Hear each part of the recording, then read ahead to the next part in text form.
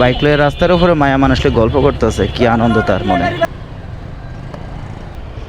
এসব toll plaza আসলে আগে আসলে 10 টাকা যে ভাঙটি এটা বের করে রাখা একেবারেই উত্তম। অনেকে এসে এসব জায়গায় কি করে, মানি ব্যাগ বের করে, গিয়ার নিউট্রাল করে কিংবা স্টার্ট অফ করে, তারপরে মানি ব্যাগ বের করে, তারপরে টাকা দেয়। এভাবে একটু সময় লাগিয়ে যায়। যেমন আমি আগেই টাকাটা বের করে রাখছি, আমার জন্য সুবিধা হয়েছে। টোকেনটা দিন ভাই, আমার জন্য সুবিধা হয়েছে।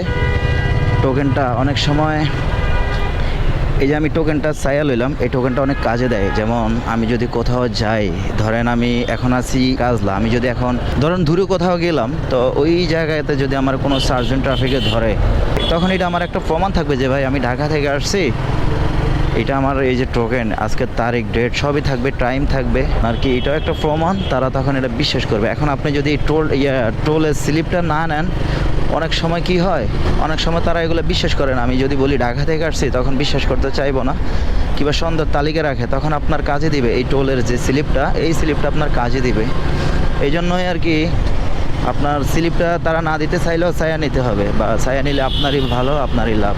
এখন অনেকে চিন্তা করে না নিলে কি, টাকা তো দিয়ে দিছি, টোল দিয়ে বের হয়ে গেছি, সেটাও করতে পারেন, কিন্তু কখন যে কোথায় আটকা যাবেন সেটা আসলে আপনি বুঝতেই পারবেন না। এই জন্য আর কি আপনি স্লিপটা রাখলে আপনারই ভালো।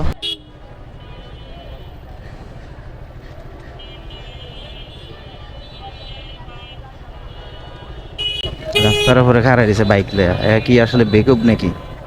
শালা বেকুবের বাল।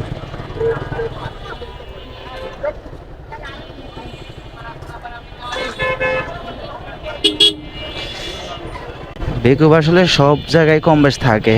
বাইক লয়ে রাস্তার উপরে মায়া মানুষকে গল্প করতেছে, কি আনন্দ তার মনে। বাবা।